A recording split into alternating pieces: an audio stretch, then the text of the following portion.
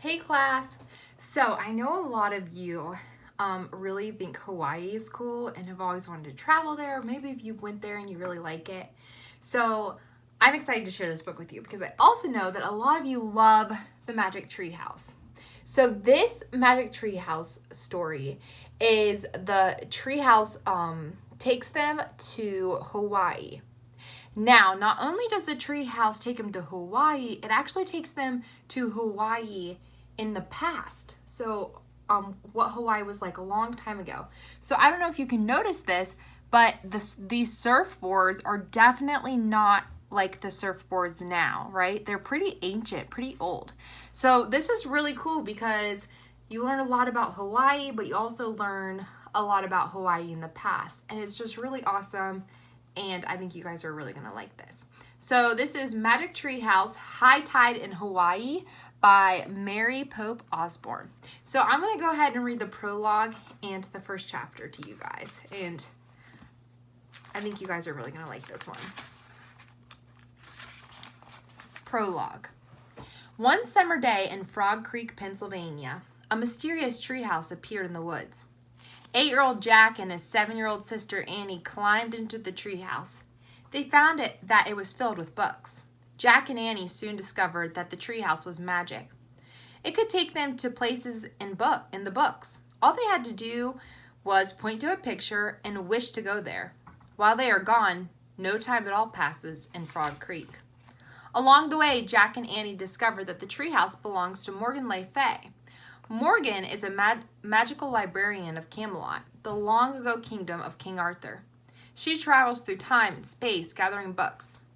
Jack and Annie have many exciting adventures helping Morgan and exploring different times and places. In Magic Treehouse books, number 25 and 28, they learn the art of magic. Chapter 1, A Ship. Jack and Annie were sitting on their porch reading books. Jack was reading about gorillas, Annie was reading about pilgrims. Suddenly, Annie closed her book. She looked up into the sunset.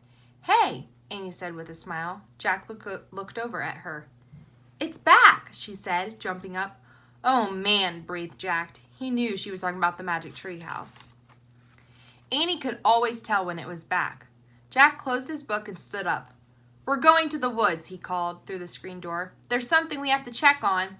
"Be back before dark," their mom said. "We will," said Jack. He picked up his backpack, then he and Annie headed across the yard. When they got to the sidewalk, they started running. They ran up their street and into the Frog Creek woods. In the last light of day, they hurried between the trees. Finally, they came to the tallest oak. They held their breath as they looked up. The Magic Treehouse was back. "Good going," said Jack. "Thanks, Annie," said Annie. She started up the ladder. Jack followed. It was nearly dark inside, but the sun-dried wood smelled like summer day.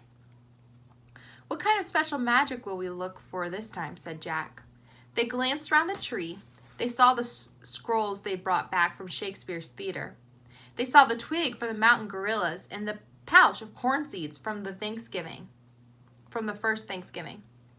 "There," said Annie. She pointed to the book in the corner. A piece of paper was sticking out of it. Jack picked up the book. Then he pulled out the paper and read. "Dear Jack and Annie, good luck on your 4th journey to find a special magic. The secret rhyme will guide you. To find a special magic, build a special kind of ship that rides the waves both high and low on every kind of trip. Thank you, Morgan." Jack looked at Annie. "A ship," he said. She shrugged. "Yep, I guess we have to build a ship. Where do we go to build it?" She and Jack looked at the book's cover. It showed palm trees, a beach, and a beautiful ocean. The title was A Visit to Old Hawaii. "Oh, wow," said Annie. "I love Hawaii." "How do you know you'll love it?" Jack asked. "We've never been to Hawaii." "Well, we're going now," said Annie. She pointed at the cover. "We wish we could go there." The wind started to howl. The trees started to spin. It spun faster and faster. Then everything was still. absolutely still. So that's the first chapter of High Tide in Hawaii. And I think it's going to be amazing in Hawaii, and especially in old Hawaii. I think there's going to be things that you're going to learn that you probably never even thought about or knew about Hawaii. And I'm really excited to finish this book, and I think you guys will really love it. So if you're interested in this book, come and find me or send me or Miss Weimer a message, and we will try to make sure to get you this book, either virtually or your own copy. Thanks, guys.